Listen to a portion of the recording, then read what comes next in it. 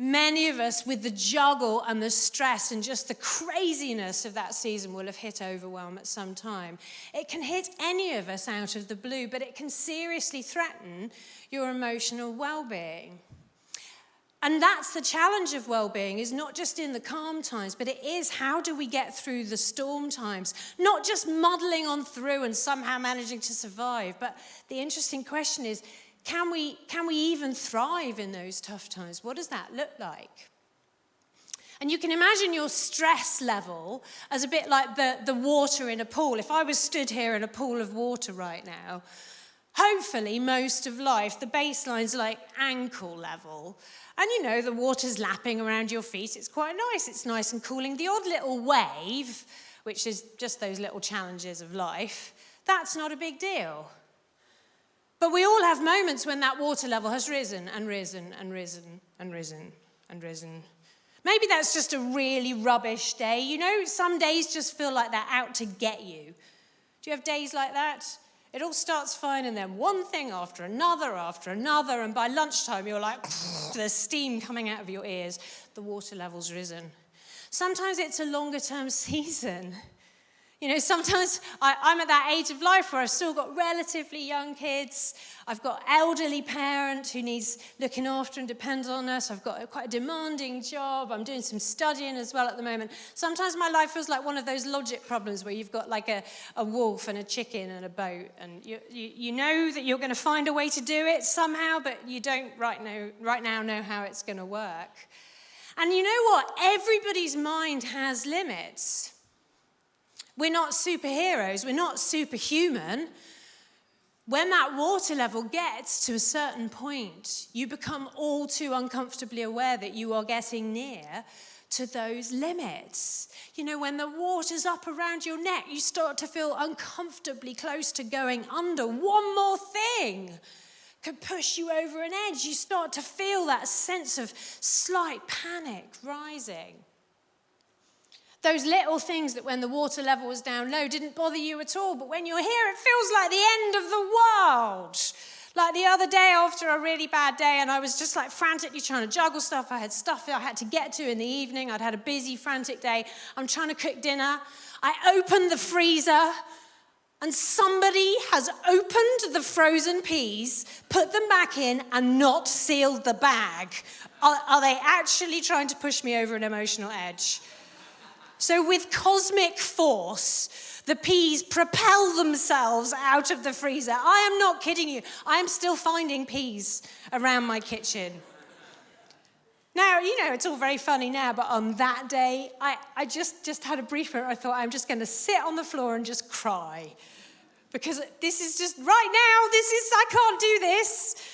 The water level was already high enough. Little things become big things. You know, when you hit that mode, your brain actually goes into a kind of emergency way of functioning, and it's designed to do two things.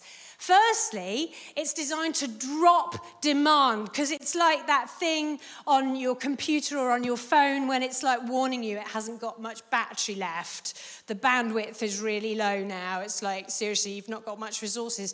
So it just drops to like basic functions. And your thinking, analyzing, problem-solving bit of your brain gets turned right down. It's designed to make life feel simpler. You make quicker choices.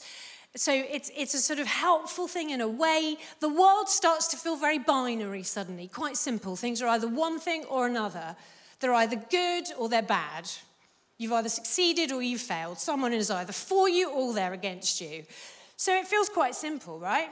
Trouble is, your brain is biased towards the negative because it's just careful like that. So in the worst moments, you can feel right then like everything is bad, you are failing at everything, and everybody is out to get you, even the freezer and the frozen peas. It's like a personal attack.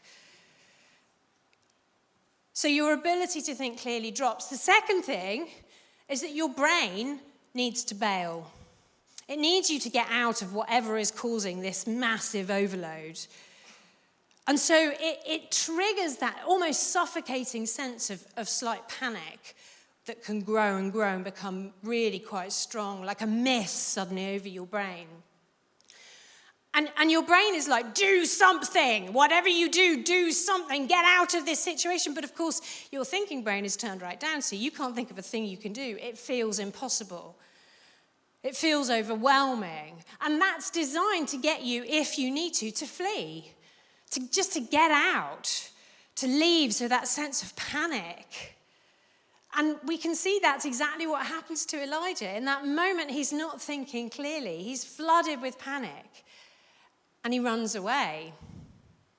So notice something from this story. In those moments, it feels really real because your brain is kind of messing with you to try and get you to change your circumstances. But things are almost always not as bad as they feel. When you have those moments and it just feels like total disaster, and like Elijah, you're like, I cannot do this. It's just too much, and you want to just sit on the floor like me and just sob for a bit. Remember, it almost definitely isn't as bad as it feels. You know, when Elijah eventually does talk to God later in chapter 19, he says this to him. He says, the Israelites have rejected your covenant. They've torn down your altars. They've put your prophets to death. I am the only one left, and now they're trying to kill me too. Do you know what? That wasn't true. If you look back, 1 Kings 18:4, there were about 100 other prophets hiding in caves. He had people he could have reached out to. He could have made connections with. He didn't have to do it alone. But when you're overwhelmed, it feels worse than it is, and it pushes you into isolation because your brain is exhausted. Even talking to other people feels like it's too much. Your rational thinking mind isn't very good at problem solving when you're in that emergency zone, so you don't do the things that actually would probably help. If you enjoyed this video today, why don't you click subscribe and click on that notification bell to get a notification the next time we upload a video. And if you're new or you've been coming to the C3 Church for a little while now, why don't you find out what your next step might be in the journey of faith? Click on the next step link in the description below to find out what your next step in your journey might be.